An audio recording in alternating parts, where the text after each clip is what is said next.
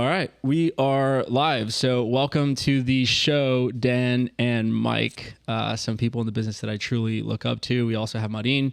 He's one of our partners, but I'm super glad that you guys were willing to come on because I really respect everything you guys have done. You guys are legends in the industry, in the space, and a lot of people talk really good about you guys. And so, we're here to share wisdom with people in our audience and experiences and things we've learned along the way. So welcome, Mike and Dan. Thank you. Excited to be here. Yeah, thanks for having us on, Adrian. Yeah, absolutely. We're here at a conference in Dallas with a lot of awesome operators and friends of ours, lifelong friends and partners, people who own thousands of units. Again, I said this on the last show, but, super awesome to be surrounded by people, doing deals and retiring and reaching financial freedom. And so that's something that you guys have reached. And I want the audience to know a little bit more about your background. And if you can briefly, Dan, I'll start with you. If you can share a little bit about your background and then why apartments. Yeah, you bet. So my background, I grew up in a small town in Minnesota and fell in love with snowboarding right around the age of 12 or 13 and pretty much made a decision by the age of 15 I was going to pursue a snowboarding career. And so from that time on until my early 20s, I would just ride as much as I could and work odd jobs. I come from a middle-class family. And when I was 21, 22, I went to Aspen, Colorado, went to the Aspen Open and ended up winning that contest. And when I won that contest, things launched and I had about a 15-year run as a paid professional snowboarder. And it was awesome. I ended up getting a couple gold medals in X Games, a couple silver medals, and I was nominated number 3 rider in the world by Snowboarder magazine, and things were just going great. And then I got to see some of my hero friends who I got to know well. Their careers ended, and when they were ending, it was brutal, and it scared me. And I saw the wind down, and I saw them losing everything. I saw drug addictions. One guy got $2 million on a payout, traveled the world for a year and a half, got his friends drunk every night, came back to Salt Lake City with tattoos all over his face and a big drug problem, and lost everything, and he blamed it on the money. And it's just, I wish I could have been around to help him, and say, Nate, it's not the money, bud. You didn't know what to do with it. So seeing that scared me and started reading every book I could get my hands on in regards to money and what to do with the money that I was making because I didn't want to go back to TGI Fridays working at Bus and Tables where I met my wife. So, started reading books and learned about passive income and depreciation, started making good money as a snowboarder, and I'm paying a lot of tax. And so eventually transitioned slowly into a multifamily real estate investor, bought a duplex, 9-plex, 24-unit deal. And then Mike and I linked up and started our company in 2017, and the rest has been history. Nice. Yeah. Congratulations. So you got 2 gold medals? Yeah, 2 gold medals. Brag about it, bro. Come on. That probably took a lot of work, man. A lot of discipline and... Yeah, it was a perfect time for me because I was at the top of my career with my riding level, and I just came out with an urban part that was my strongest urban part I ever created, and I'd say it's one of the best parts I've ever created yet. And they come out with this event in X Games called Real Snow. They came out with a series. It was Real Moto, Real Snow, and Real Street. And Real Moto was for dirt bikes. Real Street was for skateboarding, and Real Snow was for snowboarding. And they only invited like 5 of us, the top 5 at the time. And it was an honor to be invited. It was $50K for a gold medal, and it was an introductory to be on TV when it wasn't something we normally were seeing or doing. Like the style of snowboarding we were doing rarely saw TV time. And this event put us on TV. It put us on ESPN, and all the brands took note, and your sponsorship contract just shot up immensely. Wow. Yeah. What I noticed with your story is that you committed to what you wanted to do since a very young age. So, how is it that you came about to, this is the right time. This is all I'm going to do. Yeah, it was just a feeling of desire. I don't know how. I think it slowly developed. Like I first found snowboarding when I was 11 or 12, and I really just loved to do it and would do it as much as we possibly could. And then by age 15, after, already a few thousand hours of riding and getting better and better, getting better than my brother, getting better than his friends, like that was a big deal when I was younger. Like I got better than my older brother. And, I always looked up to him, and I was like, shit, if I can get better than him and his friends who are older than me, there's a chance I could, do this professionally. And then I heard about other guys in Minnesota who moved out west and became pro snowboarders, Chad Otterstrom, Bjorn Linus. And I was like, dude, if they can do it, let's go. Let's see what it can do. And yeah, it was just the desire increased with more time on snow until it was just a straight up burning desire where like nothing was going to stop me. burning desire. There you go. That makes me shake a little bit. I love that word. I think that's one of the first chapters of Think and Grow Rich. That's it, dude. That's what I think about. That book right there, it was the most important book in my life, guaranteed. And that first chapter is everything. Yeah. When you create a desire where you want it so bad, you can't not do it, you're unstoppable. And shit's going to come up. You're going to have injury. You're going to have setback. But there's nothing that can stop someone who has just this laser-focused, unwavering commitment to a goal. Yeah. Everything just starts aligning for you once you have that. Yeah, exactly. You prepare so dang much. You're putting so much time in. I said this just on stage a second ago. It's, they call luck is when preparedness meets opportunity. It's like you get invited to X Games. If you didn't prepare like no other, you would have looked like a fool. You wouldn't have been invited. But if you would have got invited, it wouldn't have been any good. Yeah. So you got to put the effort in. Same with real estate right now. That's what I said. Also said is that if you want to be buying deals the next 6 to 12 months, you better be sharpening your sword now and being aggressive with your education now and be figuring out your deals now so that when these opportunities come, and we're already seeing them, you're prepared. Yeah, right now is the most important time to sharpen your sword. I think, people could have been blindfolded a few years ago and, just sold the deal and made money blindfolded, so without needing really much sharpening of the axe. So thanks, Dan. Appreciate that. Yeah. We'll get into more real estate stuff here in a second. So Mike, what's up, my man? Hey, how you doing? Can you talk about your background, where you came from?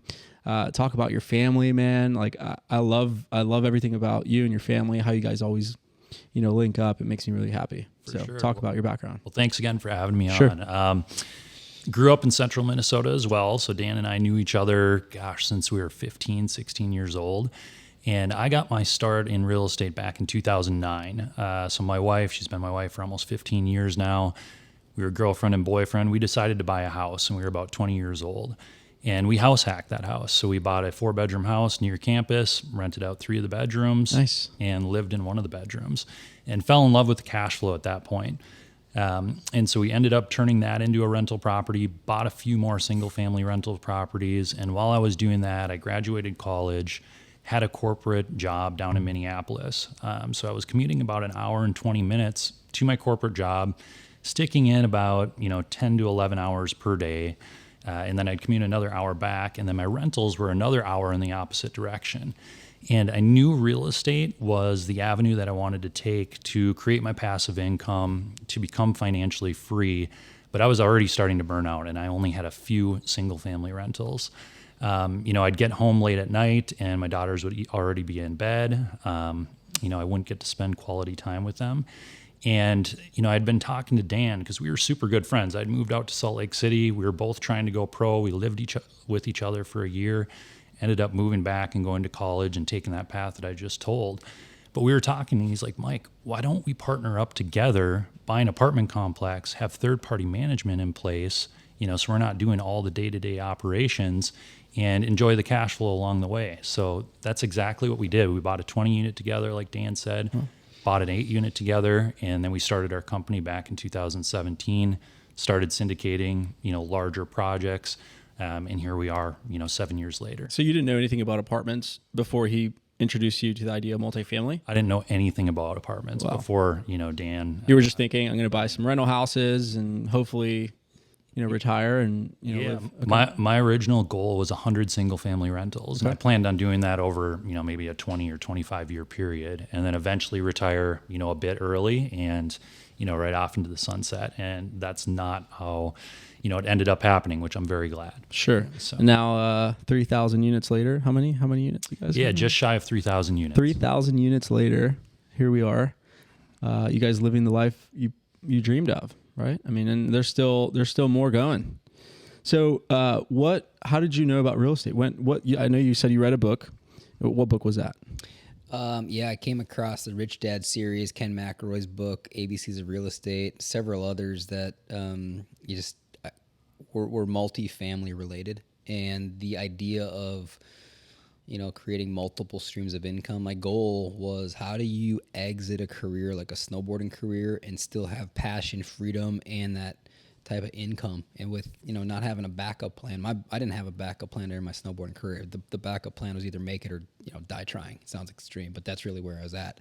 So like, what am I going to do when my snowboarding career ends where I can have similar lifestyle? So that's where, being a business owner, entrepreneur, that idea got going. And then I like the idea of real estate in the sense of, the way Ken McElroy ran it. And I still kind of look up to that guy as the ultimate mentor. Yeah, I love his podcast. Yeah, fantastic. Yeah, super good nuggets. He tells you the real deal. I love it. Yeah. And so you guys partner up. What an amazing partnership. You guys 15-year-old. I mean, that's the kind of partnership you guys want to be in, right? So you guys partner up. You start buying deals. How long did it take to truly hit that scale where it's like, hey guys, we're buying big deals now. We're raising a bunch of money. Like, talk about that journey between, when y'all partnered up, y'all bought a few deals, but really that exponential increase.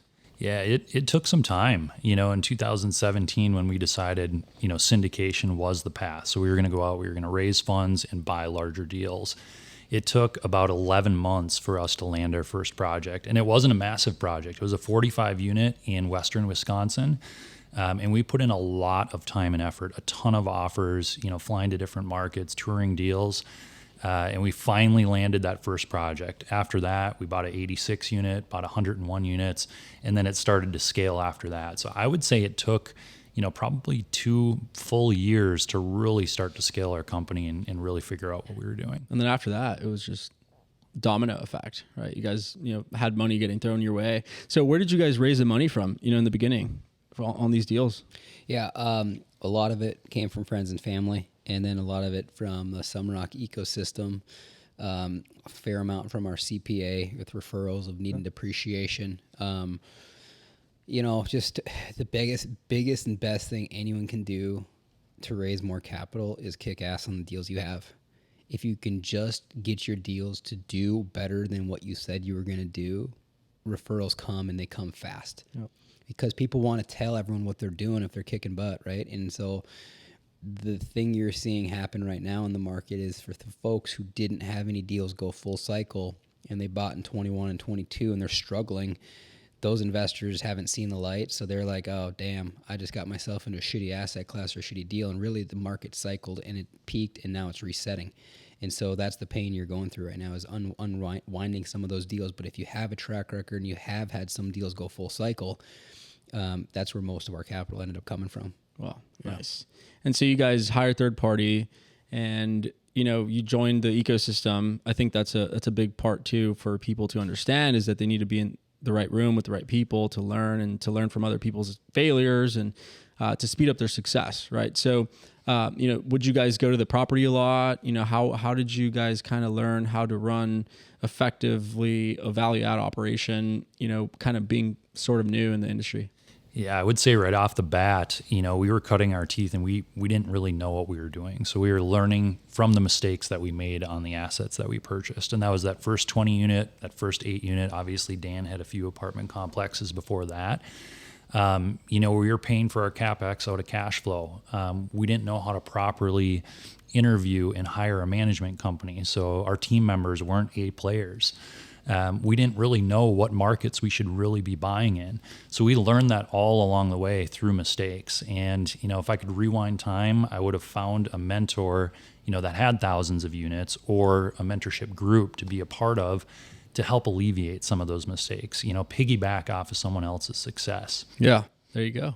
Anything Yeah, or just find somebody, like, it doesn't even need to be a mentorship group, but just somebody else who's done it and who's further along to go and work for free and learn from them, earlier. But yeah, same stuff Mike's saying. Cool. Well, you just got off the stage speaking with a couple hundred people. You've been on stage. I've seen you on stage in front of thousands of people. And you were talking about building teams. I think we're in an industry where it's all about the team. We're talking with Gabe and Brandon and Sandhya, and, Gabe built a team on this new Avanti deal that he just bought, and he put it together with strategy and purpose, and, everyone has a role. And, I think he was saying that they all show up very happy to work and they're all very excited, 10 out of 10 energy. And I've also seen operators with co-GP groups and groups where it's like they're just battling each other all the time. And I think there's challenging times as well. And I think having the right team and the right partners on a deal could help you make money on the deal. And so you guys have done really well on building a team. So talk a little bit about what you were talking about on stage, and anything people can take away from that. Yeah, I'm saying and making a stake in the sand that the best team in real estate wins. Our job is to be knowledgeable enough and great enough leaders to bring the right people on the team and support them so they can go do the work. I would say one thing that's been an eye-opener for me in the last 6 to 12 months is how much leadership can affect what you're talking about with co-GPs or not having synergy. And if you can get great leadership early and you understand some basic key principles that I'm working with a leadership coach and stuff I've never heard before in my life. And it's not difficult when you realize what some of that stuff is, but to do it in action can drastically change your performance. And a lot of times when you see a deal struggling, it's usually because you got ego going at each other, or there's I want to be right, and instead of having synergy, there's just some sort of friction between the GP team or between the GP team and the property management company. Wow. Okay. And would you want to add anything to that as far as building teams and having success with that? Yeah, I would agree with what Dan said. The other piece to that is just follow your gut. When you're developing a team, whether it be a GP team or you're hiring a property management team, pay attention to the little red flags. If there's ever a little red flag, dig deeper and, possibly pass up on that relationship or that partnership. I look back to the teams that we've developed, and some of our first syndications, we partnered up with individuals that, we jived pretty well with, but we had some differences.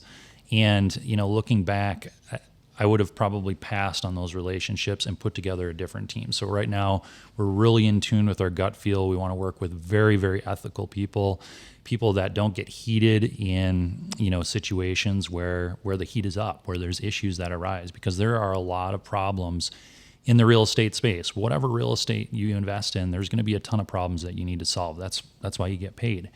And if you have a team member on your team that can't work, with an even head through those problems, that creates major issues. Correct. We were talking earlier before the event started about, right now is when you find out. Right now we're in challenging times. We're, getting close to the bottom of the market. And there's, people with challenges on their deals, and it's showing right now. And so some co-GPs are not contributing to try to get out of a problem. And, they're not helping. They're not bringing ideas, but very well, they took the acquisition fee. And they don't show up to the property anymore. In the beginning, we were talking before this session is, in the beginning, they're so excited. They want to go to the property, help anywhere. And then 6 months down the road, 8 months later, 12, next year, they don't come anymore. So I think picking the people that you're going to work with, because you're marrying them for 5 years. And so you want to make sure that they're people that you can trust and like and, grow with. So that's super cool. Anything else that you spoke up there that I would say just make sure that before you go and start buying a deal, you have some key team members. Running into a deal isn't necessarily the best avenue. Like I know you get excited. We go to these events and everyone's like, oh my gosh, I got to go buy something. And I would say pump the brakes for sure. Get, a great CPA, get a mentor, get a property manager on your team, and make sure those folks are helping you structure the beginning of your company and helping you go after deals the right way, so you don't get, sucked into something that just starts sucking your cash. Yeah. And I also learned too, I brought some co-GPs on some deals that didn't put money in the deal, their own personal money. And I'm never going to do that again. I'm going to require them to put money in the deal. And, it's going to be a lot different. I'm learning a lot of things now.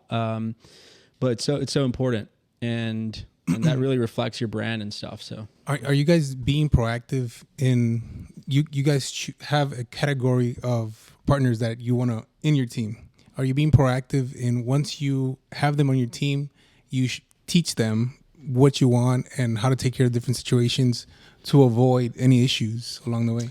Yeah, I think it's critical to set expectations early on. So when we build a team, whether it's the general partnership team or the property management team or whatever team you're putting together, set those expectations up early, give them the education. So who's going to be doing what? What responsibilities do you have? exactly how everything is going to be outlined, and that's going to alleviate so many issues from arising in the future. And looking back, on our real estate careers, in the early days, that's not something we did. We jumped into it, like Dan just said. We bought a deal, we put together the team, but we didn't outline exactly how everything was going to look with each partner. So set the expectations early on. There you go. And now, we're in different times than a couple years ago. Right now, interest rates going up. A lot of pencils down. There's just a lot of uncertainty in the market. So how are you guys navigating through that? Compared to what you were doing 2 years ago, is there anything different that you guys are doing now or underwriting differently to just be more conservative moving forward? And if you guys are looking for a deal now, what are some things you're doing differently than you weren't doing 2 years ago with this uncertainty in the economy? Yeah, I would say it's a unique time, but it's some of the best we've seen. I think for the folks that have just gotten into this, is the first downturn, and you're getting lessons that you're never going to get in the mentorship program when they're selling from the stage. So there are some clear principles, if you're awake to it, of what to be watching out for, what kind of demographics to be steering clear of, what kind of submarkets to be getting into, because when things are good, all these assets are performing well. And it's really difficult to know what makes an asset super great versus, because they're all doing great. And now when things have gone down, when things have gotten tough, now you're starting to see, I look at our portfolio of our deals, we've got 17 deals we're asset managing, and you look across your top performers to your mediocre performers to your strugglers, and what kind of trends are you spotting in these deals? And can you take that information now and just make damn sure, because when you buy a great deal, life's so fun, life's so great, right? You got all this cash flow, low stress, and when deals suck, you're stressing. You might need some cash, and you don't know how it's going to end up. So, just being tuned into those indicators now for future purchases, I think, is the best lessons we're getting. I completely agree. And a few things that we're really tuning into right now: household median income. More important now than ever. Obviously, inflation has hit a lot of individuals across the nation, and just making sure that the tenants that are in the neighborhoods around your asset, that they can afford, the rents that you're looking to push to. So that's very, very important. AR reports, delinquency reports, taking a very close eye at those. And if there's high delinquency on a property, even if we think we might be able to fix it, we're probably going to pass, because we know it's going to be a struggle when we get into that. There's a reason. There's always a reason for all of that. Yeah. That's exactly right. And to touch on the point that you were talking about, I heard people, a few years ago that were buying deals and having, much success, 3x their money, 2.5x their money, when times were really well. But if you studied their results and their P&Ls and their numbers, they weren't reaching their pro formas. So the market was basically favoring the deal and helping the deal sell for a lot of money, but they weren't reaching their numbers. Like the projections were not accurate to what they projected on the deal, but the market helped them make the money on the apartment complex. And also on the flip side, there's some deals that are not doing that didn't sell for, X amount of money, but they hit their pro formas. So, I think it's important to make sure that you predict properly and you underwrite well. And you I guess audit. Sandia was talking about how every 6 months she underwrites the deal again, because things change, budgets change, insurance changes, taxes change. And sometimes they just put that calculator back in the Google Drive folder and they put it in an archive. So she goes back and she re-underwrites the deals. And so how can people that own apartments now, anything you guys are doing now to just kind of sharpen that axe? You were talking about sharpening the sword. Is there anything you're doing now that you're looking at more carefully? Yeah, I mean, the first thing is just you're seeing cap rates rise. So you do all this, you buy this property. Let's just say, as an example, you buy a property and you push NOI massively, but as cap rates rose, your values stayed the same. We have several assets where we bought in 22, two actually bought in 2022, and have immense NOI growth, and the valuation's about the same. So a part that's, a principle of where are you in the real estate cycle, you've got to understand about where you are in the U.S. real estate cycle. And you have got to keep that in the back of your mind at all times and build your business plan around that. And if you have an idea, I mean, you know, I don't think anyone knows exactly when we're at the bottom or exactly when we peak until you're 6 to 12 months past. And you look back and you're like, you know, when we peaked in early 2022, we didn't know we were peaking yet. But by the time 2023 hit, everyone was talking about the peak in 22. So where are you about in the real estate cycle, and how do you set up your debt and your business plan to match that so that you're extremely likely to set the wind at your sails versus, you know, what happened is folks were diving in excited, euphoric about all the gains they were making right at the end of a real estate cycle. And that's where, you know, now you got the opportunity because of those deals. So I think just that real estate cycle piece isn't talked about much. And I think it's the most important thing to have a general idea of where you are before you go into a deal. Sure. Yeah. Anything you want to add to that, Mike? You know, I would say pay very close attention to how you're underwriting assets. You know, looking back, like you said, you know, cap rates were going down, rent growth was rampant, you know, hitting great rent growth numbers. Obviously, things have evened out, and, you know, right now, very minimal rent growth, cap rates are increasing. So you just need to be paying attention to your underwriting and making sure that you're conservative and that you take a look at the real estate cycle and understand, you know, the inventory that's coming online and how that's going to affect your asset. What rent growth is likely going to look like for the next 5-10 years or however long your hold period is, what vacancy rates are going to look like. All of those things ebb and flow, and there's a reason for it, and there's a lot of reports that you can take a peek at that can give you an educated you know, guess for those numbers. Sure. No, that's awesome. Well, we'll start winding down now. I know we got an event to go back to, but a piece of advice, last thing to leave the listeners, piece of advice or book or quote or something you know, really resonated with to help you get to where you are. We'll start with Mike. What's something you want to give piece to of listeners? Advice. You know, I know we spoke a lot about it in this podcast, but just choose your partners very wisely. Do your due diligence, and, you know, a couple of action items, you know, I would tell you to do if you're putting together a general partnership team is, you know, get to understand their financial background. What does their liquidity look like? What does their net worth look like? Like you mentioned before, are they going to invest in the deal? Talk to their previous partners that they've worked with. Even if it's not in the real estate space, you know, someone they've worked with outside of real estate, and just understand that person thoroughly before you jump into that real estate marriage with them. Sure. Cool. That's good. Yeah. Yeah, I would say leadership. Focus on leadership and make sure you know how to lead folks and set expectations and hold them accountable in the asset management role, because, you know, buying these deals is sexy and it's fun and you close and you're all high-fiving and then the real work begins. And your ability to lead that team and execute that business plan is going to make or break you. And just remember that you're not that awesome. You know, like you think about these guys, and from what I've seen over the last 5 years, buying deals and think they know everything, when really they were lucky with the market cycle. You know, like, you're not that awesome. Keep your ego under control, check it at the door, and just don't let it get in the way of making business decisions, thinking you have all the answers, because unless you've been through a couple cycles, you're still a beginner. Awesome. Yep. I'm gonna throw one more question in there regarding leadership. Any books? I know you said that you guys are in a program, but books or advice for leadership?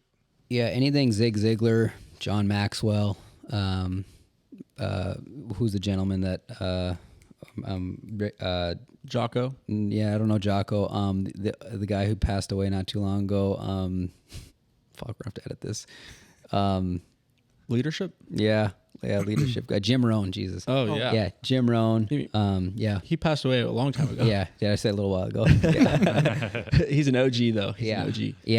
Yeah. Or find, you know, there's a lot of them. Just look for a leadership course online or something that holds validity, or reach out to me. I feel like I have a leadership coach that will change my life and can change anyone's life. Sure. And I think what's important too is lead by example. You know, I think a lot of people are just pointing at things that they need to be doing, or, hey, you go to the property, hey, you do this, hey, even with our team, you know, with the management team, if they see, one thing that I do is, you know, I've leased units, I've interviewed vendors, I'll go and help, you know, clean the office if I need to. Like, I lead by example. I show them, you know, that I'm willing to do whatever it takes. And I think, you know, the team will follow a leader in that position. and lead by example. It's big. It's great. I Awesome. love it. Piggybacking on that, I think, take responsibility, and that's, leading as well. You see so many individuals, like you said, pointing the finger, and take responsibility, even if it's one of your team members that messed up or something didn't go right. Sure. Look at yourself and what went wrong in the leadership. How could you have coached them better, or given them the education that they needed? That's huge. Yeah. No, there you go. Well, thanks guys for coming on. Thank you so much. I know your time is very valuable. So again, thank you guys. Some legends in the industry, Mike Roeder and Dan Breezy. Breezy. All right, cool guys. Well, thanks a lot. We'll be in touch. And how can people follow you? Instagram, Facebook, LinkedIn? Yeah, Instagram's good at Dan Breezy, BRISSE, or just GraniteTowersEquityGroup.com. Contact us. Got it. There you go. And Yep, Mike, exact same thing. Just go to there you Granite go. Towers Equity Group. You'll find them. Got it. All right. Thanks, guys. Appreciate it. Thanks for being here. Thanks for having us on, guys.